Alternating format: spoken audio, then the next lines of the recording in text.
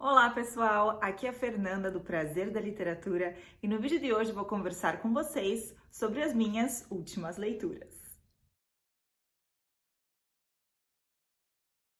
Nesse último semestre que está chegando ao fim, eu ministrei uma disciplina sobre literatura inglesa do século XVIII, então eu li bastante coisa produzida nesse período por autores ingleses. Então eu vou começar a nossa conversa de hoje falando sobre dois livros clássicos da literatura inglesa do século XVIII. O primeiro deles é A Sicilian Romance, ou Um Romance Siciliano, da Anne Radcliffe. Eu falei sobre a Anne Radcliffe aqui no canal quando eu conversei com vocês sobre a literatura gótica e as origens da literatura gótica no século, justamente no final do século XVIII.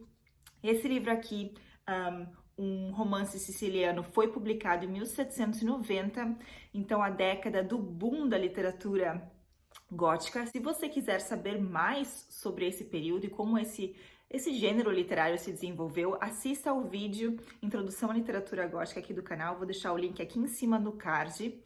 A Anne Radcliffe foi um dos grandes nomes, aliás, uma das pioneiras em literatura gótica na Inglaterra, e é muito interessante porque o seu gênero ou o seu estilo de gótico se tornou muito característico e por isso que é chamado de gótico radcliffiano.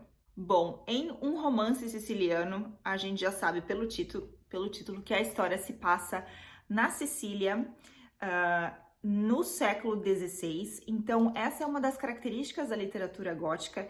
É uma história que se passa em um lugar remoto, tanto espacial quanto temporalmente. Então, na Sicília, longe da Inglaterra, e também no século XVI. E se passa em um castelo de um marquês.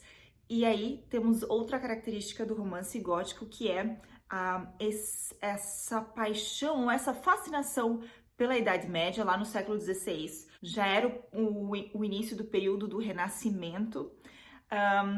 E um castelo medieval, que é o castelo desse Marquês de Mazzini, é o local principal onde essa história se desenvolve.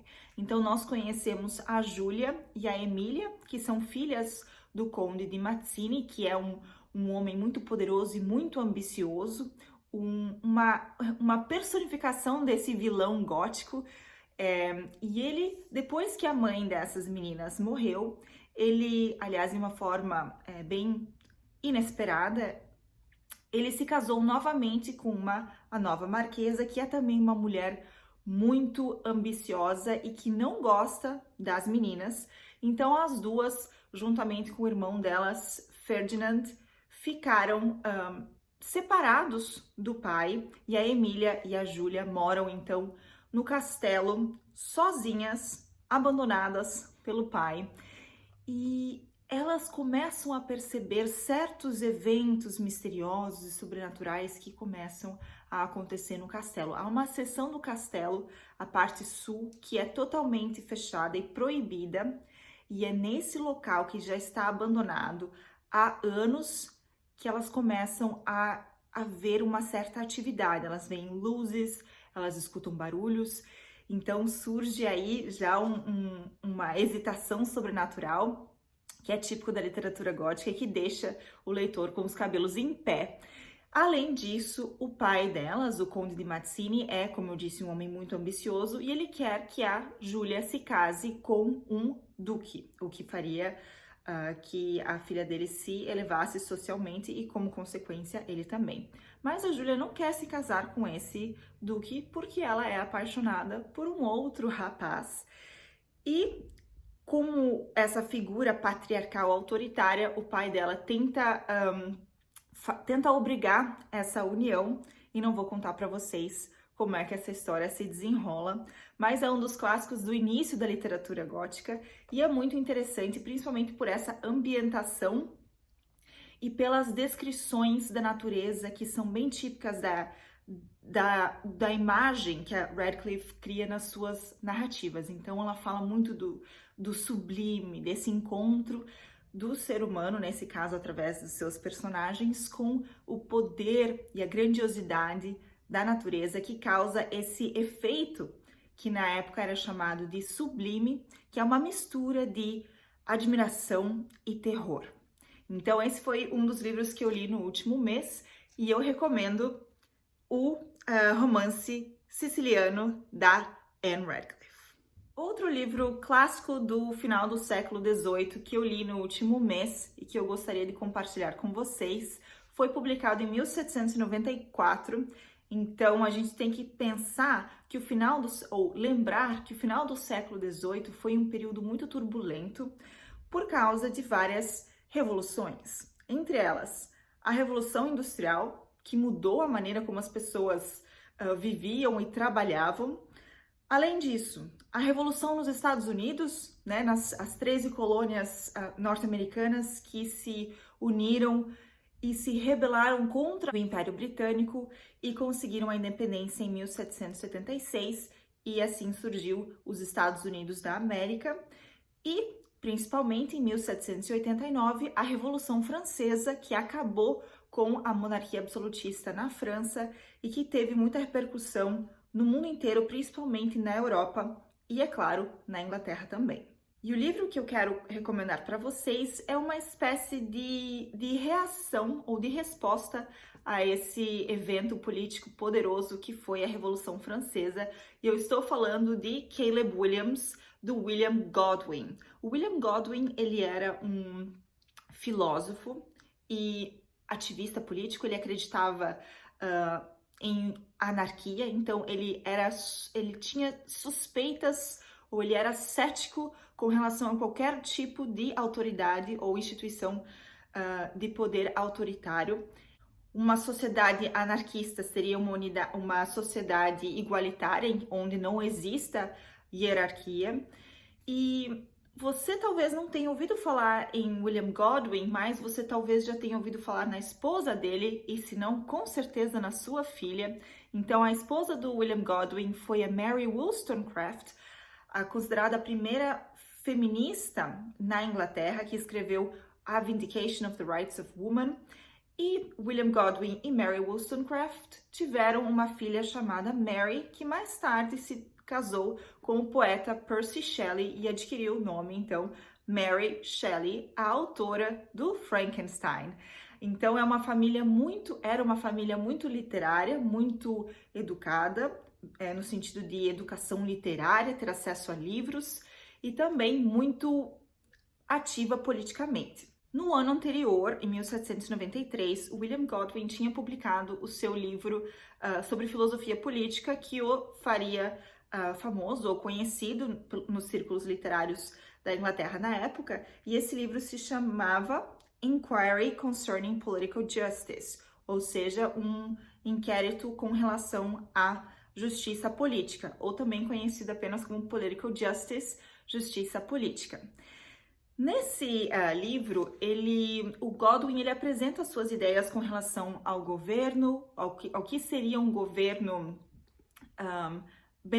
benéfico às pessoas, à população, mas ele achou que esse livro era ainda tinha um leitorado muito restrito, porque as pessoas, naquela época, o nível de letramento estava aumentando, mas as pessoas liam, claro, mais livros de romances e não livros específicos, livros técnicos como esse em filosofia política. E é por isso que o William Godwin, para abranger um público maior, ele decidiu transformar ou aplicar as suas ideias políticas em um romance, e daí surgiu o Caleb Williams, que foi o seu livro preferido, porque justamente com esse objetivo de alcançar um público maior e levar as suas ideias sobre governo e sobre política para a maior parte da população.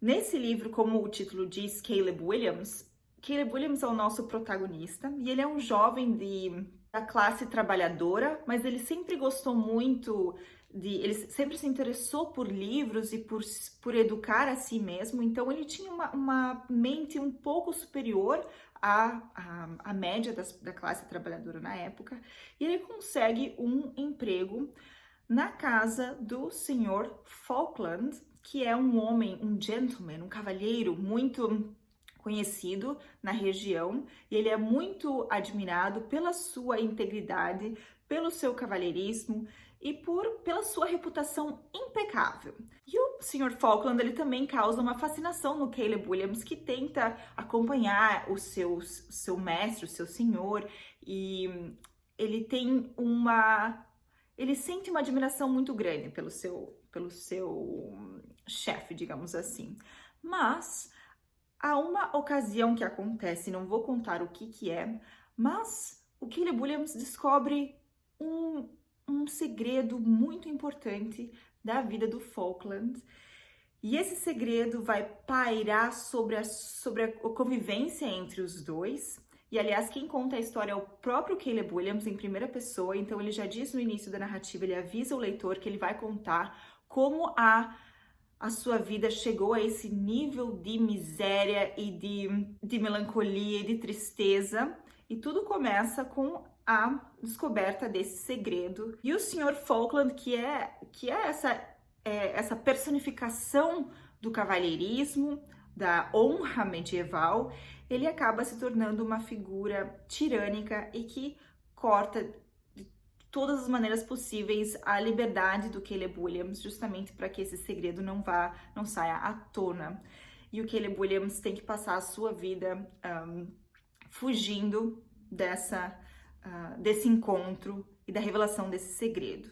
É muito interessante, é um livro bem diferente e não é muito com relação à narrativa, ao que se passa nessa história, mas é muito interessante ler essa narrativa em primeira pessoa e em saber o que os pensamentos e as ideias do Caleb Williams e como elas vão se modificando conforme o que acontece na vida dele. E essa hierarquia sobre a qual a nossa sociedade até hoje é enraizada, então os nobres têm muito mais privilégios do que a classe trabalhadora. Mesmo se a classe trabalhadora esteja com a razão, quem está mais no alto, na pirâmide social, acaba tendo mais privilégios e mais poder, mesmo que não sejam inocentes.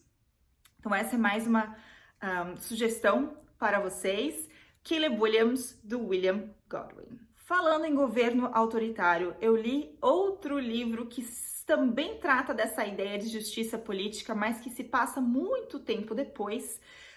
Foi um livro publicado em 1948, mas que imagina um futuro em 1984, e é claro que eu estou falando de 1984, do George Orwell. Então esse é um livro sobre justiça política e sobre governos autoritários no século XX, mas é muito interessante fazer o paralelo entre essas duas narrativas, por exemplo, essa do final do século XVIII e essa aqui em meados do século XX, como a ideia de um governo totalitário e que cerceia o sujeito, o indivíduo, que cerceia a sua liberdade, não tem como dar certo. E a gente vê aqui uma outra ilustração, uma outra representação do que seria a dominação de um governo autoritário em 1984. Tem um livro, aliás, tem um vídeo aqui no canal no qual eu falo só sobre esse livro aqui. Se você tem interesse em saber mais sobre essa distopia do George Orwell, vou deixar o link aqui em cima no card. Esse foi o livro que eu discuti com o meu clube do livro no mês de novembro, mas de uma maneira geral, o mundo é outro nessa realidade alternativa, desse futuro alternativo imaginado pelo George Orwell, e o governo é totalmente autoritário, cuja figura superior é o Big Brother, ou o Grande Irmão, que controla a vida de todas as pessoas. E o protagonista dessa história é o Winston Smith, que é um homem de classe média, que tem em média 30, 40 anos, e ele trabalha no Ministério da Verdade, que é uma ironia. Se você quer saber qual ironia é essa, assista ao vídeo que eu comentei com vocês. Ele trabalha para o partido, então, no Ministério da Verdade, e aos poucos ele começa a se sentir desconfortável com a situação em que ele está, em que a sua comunidade está, o seu país está, porque aliás não existem mais países, toda a divisão geográfica mudou. E ele tem certas memórias ainda de um passado em que as coisas eram diferentes, em que ele morava em Londres e que as pessoas tinham mais liberdade, mas essa lembrança está ficando tão distante que já está se perdendo. E ele tenta a todo custo encontrar pessoas em quem ele pudesse confiar para que eles pudessem discutir sobre essas propostas do partido com as quais ele não concorda. Então, todo esse cerceamento de liberdade, os indivíduos acabam perdendo a sua subjetividade e acabam se tornando apenas robozinhos trabalhando para o grande irmão. E essa rebeldia do Winston que dá andamento à narrativa. Também não vou contar para vocês o que acontece, mas é um dos clássicos da literatura mundial e da literatura do século XX. Se você ainda não leu, você precisa ler 1984, do George Orwell. Em um tom menos sério agora, depois de falarmos sobre clássicos do século XVIII, sobre clássicos do século XX, sobre governo autoritário, filosofia política, eu gosto também de intercalar livros mais leves. Eu gosto muito de livros de fantasia, especialmente essas fantasias que constroem um universo não totalmente novo, mas um universo pseudo-medieval, mas que tem toda a sua própria mitologia, toda as suas próprias criaturas, a sua própria história. E é por isso que eu me identifiquei muito com a série chamada The Witcher, do autor polonês Andrzej Sapkowski. Também tem vídeos sobre The Witcher aqui no canal, se você ainda não assistiu, vou deixar o link aqui em cima no card. Eu tive o primeiro contato com essa série de livros um bom tempo atrás. Eu sempre via esses livros na seção de literatura fantástica, nas livrarias, mas eu nunca tinha tido a iniciativa de comprar o livro e iniciar a leitura. Mas no final do ano passado, início desse ano, a Netflix lançou a série The Witcher, que é uma série baseada nessa série de livros, e eu gostei muito desse universo, apesar de que algumas coisas me incomodaram, até o próprio protagonista, o Geralt de Rivia, na série não me cativou muito, mas a história em si, principalmente o universo, me cativou, e é por isso que eu fui atrás dos livros e soube que eram aqueles mesmos livros que eu tinha encontrado em livrarias anos atrás e resolvi iniciar a leitura. Eu li então, nesse ano, The Last Wish, O Último Desejo, que é o primeiro livro de contos nesse universo, uma introdução a esse universo ao leitor. E eu li recentemente Sword of Destiny, ou A Espada do Destino, que é um segundo livro de contos com os mesmos personagens e que dão a continuação a essa introdução ao universo.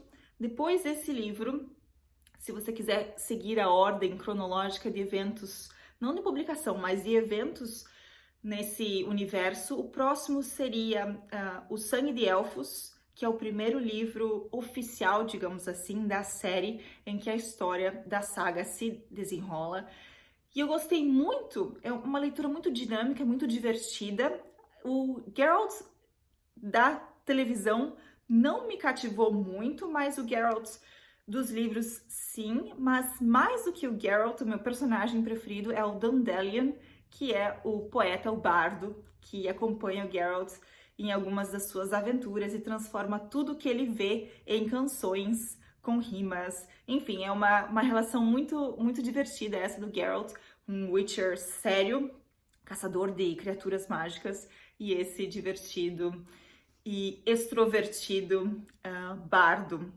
Então, se você quiser saber mais sobre a história em si do The Witcher, assista a esse vídeo que eu deixei no card. E por fim, continuando nesse universo fantástico e mitológico, eu sou apaixonada pelos escritos do J.R.R. Tolkien, que foi o autor do Senhor dos Anéis. Eu li O Senhor dos Anéis muitos e muitos anos atrás, eu tinha uns 12, 13 anos, logo depois que saiu o primeiro filme dirigido pelo Peter Jackson em 2001. E depois do filme eu li toda a trilogia do Senhor dos Anéis. Me apaixonei pelo universo, sempre me interesso por coisas relacionadas a Tolkien, mas por alguma razão inexplicável eu não tinha lido mais nada. Apesar de ter os livros em casa, não tinha lido as outras obras do Tolkien. Nesse ano, eu li O Hobbit pela primeira vez e tem vídeo aqui no canal sobre o Hobbit, se você quiser conferir, eu vou deixar o link aqui em cima no card. E nesse ano eu encontrei a Toca, que é uma sociedade que une pessoas que gostam da obra do Tolkien, tanto dos filmes, quanto dos livros, quanto do universo em si, e que são pessoas tanto acadêmicas quanto fãs, e esse contato com esse grupo me levou a reacender a chama de interesse em Tolkien, e por isso que eu iniciei aqui no canal, juntamente com alguns membros da Toca, essa série de debates sobre diversos tópicos, aspectos da obra tolkieniana. O primeiro dos nossos chamados Entebates foi realizado ao vivo na semana passada, então se você ainda não assistiu a nossa primeira live do canal, vou deixar aqui em cima o link no card, então procure lá pela playlist de lives, e eu pretendo fazer juntamente com eles mais lives sobre o universo tolkieniano aqui no canal, além de outras lives sobre outros assuntos. Se vocês tiverem interesse, deixem aqui no comentário dicas de assuntos para serem debatidos em lives. Mas eu disse isso por quê? Porque eu queria contar para vocês que através desse grupo eu decidi ler finalmente The Silmarillion, o Silmarillion, que é uma das obras do Tolkien que foi editada pelo Christopher Tolkien, então depois da morte do professor. E esse é um livro que eu já quis ler há muito tempo e eu decidi comprá-lo em inglês para ter acesso às palavras próprias do Tolkien, apesar que esses textos são combinações de textos e se referem a toda essa mitologia que o Tolkien criou, que deu origem ao universo do Senhor dos Anéis. O que a gente vê lá no Senhor dos Anéis aconteceu muitos e muitos séculos depois do que acontece aqui em Silmarillion. Então, em Silmarillion há um relato do início dos tempos. Como que esse universo surgiu desde o início? Com essas figuras como praticamente deuses que criaram todo o que depois se tornaria a Terra-média. Eu ainda estou lendo, então eu pretendo fazer um vídeo sobre o Silmarillion mais tarde, depois que eu terminar a leitura e que eu estruturar os meus pensamentos sobre todas essas informações que o Tolkien oferece ao leitor aqui no Silmarillion. Se você tem interesse em saber, por exemplo, por que o Sauron se voltou para as forças do mal? Por que o Gandalf tem poderes mágicos? Esse tipo de questão. Por que os elfos se dividiram em diferentes tribos, digamos assim? Da onde que vêm os orcs? E por que há essa rivalidade entre os anões e os elfos? A gente sabe tudo, ou quase tudo, lendo esse livro. Então tem um tom, assim, de mitologia, como se fosse mitologia grega, mitologia nórdica. Então tem esse tom, esse estilo literário, que pode ser até um pouco cansativo. Não é aventura e diálogo como O Senhor dos Anéis ou O Hobbit, mas é muito interessante se você tem vontade de saber mais sobre o universo do Tolkien. Então é isso, pessoal. Essas foram as minhas últimas leituras. Espero que vocês tenham gostado de saber mais sobre esses livros. Se você gostou desse vídeo, não se esqueça de curtir, de comentar, de compartilhar. Se você ainda não é inscrito no canal, não deixe de se inscrever. Uma ótima semana a todos e, é claro, ótimas leituras!